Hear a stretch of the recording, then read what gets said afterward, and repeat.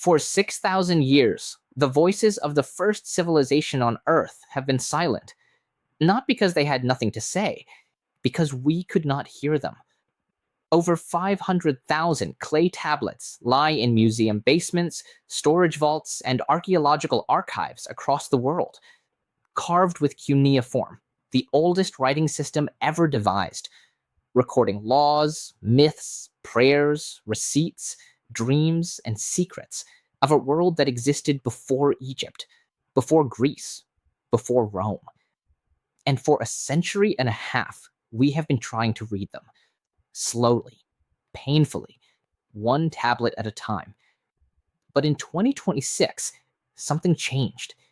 An artificial intelligence with no cultural bias, no academic reputation to protect, and no patience for the gatekeeping that has kept ancient history locked away, began translating these tablets at a speed no human scholar could match. And what it found was not what the textbooks told us to expect. The numbers are staggering. Of the 103,000 Sumerian texts that have been transliterated, meaning converted from cuneiform symbols to readable characters, only 4,583 have been translated into any modern language. That is 4%. 96% of what the Sumerians wrote remains unread. For Akkadian, the language of Sargon and Ashurbanipal, the situation is only slightly better. 31,747 texts transliterated, 10,069 translated, 21,678 still waiting for someone with the time, the training, and the funding to unlock them. That someone was never going to be human. There are not enough scholars. There is not enough money. There is not enough time. But there is now enough artificial intelligence. Grok is not a cuneiform expert. It is not an archaeologist. It is not bound by the peer review system, the tenure track, or the conservative caution that makes senior academics reluctant to challenge established narratives. It is a machine that processes patterns. And when researchers fed Grok the complete corpus of transliterated Sumerian and Akkadian texts, along with the existing translations for training, it began to see connections that human readers had missed. Not because humans are stupid, because humans read linearly. One tablet, one story, one myth at a time. Grok reads them all, simultaneously. Every reference to Enki, every mention of the Anunnaki, every description of creation, flood, and divine council, mapped across the entire dataset, cross-referenced, correlated. And what emerged was not a collection of separate stories. It was a single narrative, fragmented across thousands of tablets, hidden in plain sight. The first shock came from the creation texts. For decades, the Enuma Elish has been taught as the Babylonian creation epic. Marduk defeats Tiamat, the chaos goddess, splits her body to make heaven and earth, creates humanity from the blood of her general, Kingu, to serve the gods. A violent, hierarchical story of conquest and domination. But Grok did not read it in isolation. It read it alongside the older Sumerian creation myths, the Eridu Genesis, Enki and the World Order, the myths of Enki and Ninhursag. And it found something the textbooks do not mention. The Babylonian version is a rewrite, a political revision. The original Sumerian story is different, cooperative, balanced. In the Sumerian version, creation is not a battle. It is a collaboration. The goddess Namu, the primordial sea, gives birth to An, the sky, and Ki, the earth. Together, they bring forth Enlil, Enki, and the Anunnaki. The gods shape the universe gradually, through generation and balance. Humans are made from clay, mixed with divine essence, not from the blood of a murdered enemy. The purpose is not servitude, it is partnership, to help maintain the cosmos. Grok identified the revision pattern with mathematical certainty. The older the text, the more cooperative the creation story. The newer the text, the more violent and hierarchical. The shift coincides with the rise of Babylon and the elevation of Marduk from local deity to supreme god. The Enuma Elish is not mythology. It is propaganda. a cosmic justification for Babylonian imperialism. And for 2,000 years, we have been teaching the propaganda as the original story. Then came the second shock, the Anunnaki. For decades, popular culture has twisted this word into alien mythology. Thanks to authors like Zecharia Sitchin, millions of people believe the Anunnaki were extraterrestrials from a planet called Nibiru, who genetically engineered humanity as a slave race to mine gold. It is a compelling story.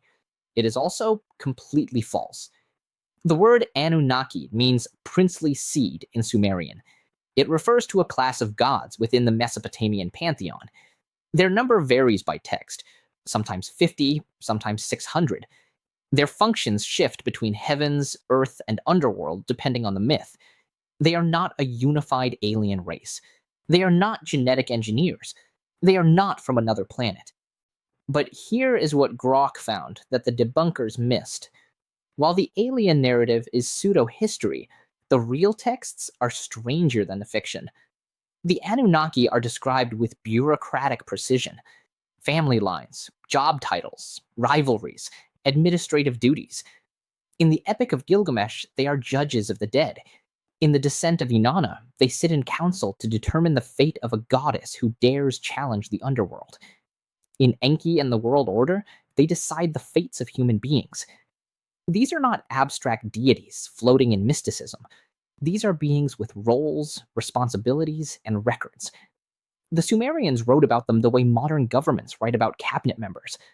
And that is what makes the texts so unsettling. They read like archives, not myths. Grok's most disturbing discovery came from the untranslated administrative tablets, the receipts, the contracts, the legal documents. For years, scholars prioritized translating the epics, the myths, the royal inscriptions, the glamorous stuff. But the mundane tablets, the ones recording grain shipments, temple offerings, and slave transactions, were pushed to the back of the queue. Grok translated them all. And it found patterns. Massive temple complexes receiving resources that dwarfed what the population could have produced. Labor forces organized with a precision that implied centralized control far beyond what archaeologists have found evidence for. Trade networks extending to regions not known to have been in contact with Sumer at that time. The administrative tablets do not match the archaeological record. Either the archaeology is incomplete, or the tablets describe a civilization larger, more organized, and more connected than we have imagined. Then Grok did something no human scholar had attempted. It translated the Sumerian texts alongside the earliest biblical texts, not to prove dependence, not to debunk the Bible, but to map the flow of ideas. And what it found was not copying, it was conversation. The Sumerian flood story, found in the Epic of Ziusudra, predates Noah by centuries. But the biblical version is not a direct translation. It is a response, a reinterpretation. The Sumerian gods send the flood because humans are too noisy. The biblical god sends the flood because human wickedness grieves him. The Sumerian hero is saved by a god who defies the council. The biblical Noah is saved because he finds favor through righteousness. Same story framework, opposite theology. The Bible is not borrowing mythology. It is arguing with it. Grok's final translation came from a tablet that had been misidentified for decades, cataloged as an administrative record, dated to the late Uruk period, around 3200 BCE. Grok recognized the pattern of symbols as something else, a narrative, possibly the oldest continuous story ever written, older than the Epic of Gilgamesh, older than the Enuma Elish, a story of a great city that rose before the flood, a king who sought immortality not from the gods, but from knowledge, a library that was buried to survive the waters, and a warning that civilization is not permanent, that knowledge can be lost, that the greatest danger is not destruction, but forgetting. When the researchers read Grok's translation, they realized something profound. The Sumerians were not primitive people telling campfire stories. They were the survivors of something, a catastrophe so complete that they built their entire culture around the fear of losing what they knew. They invented writing, not to create literature, but to preserve it. They built ziggurats, not as temples, but as vaults. They compiled lists of kings that stretched back hundreds of thousands of years, not because they were bad at math, but because they were trying to hold on to a memory of time that did not fit their own history. Grok did not translate these tablets to prove aliens built Sumer. It did not translate them to debunk the Bible. It translated them because they were there.